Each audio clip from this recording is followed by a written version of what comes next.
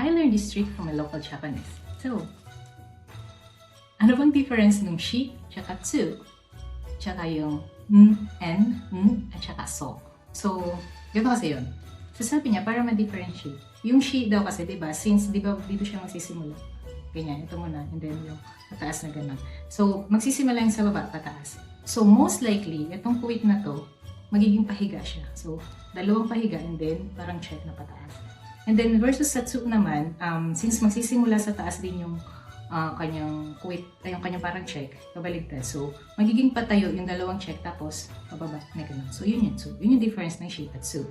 So, same din sa difference ng at saka so. So, ang so, magiging mukha siyang pahiga, and then, pataas yung kanyang parang check. And then, sa so naman, magiging patayo yung kuwit, and then, pababa yung. So, mapapansin niyo yung pagkakaiba ng pababa na yun.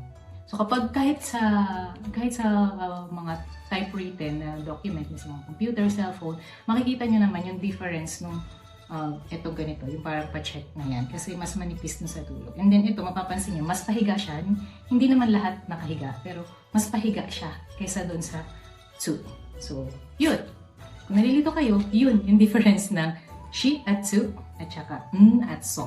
Yan lang. Bye! Thanks for watching. Miti ko rin arigato ne.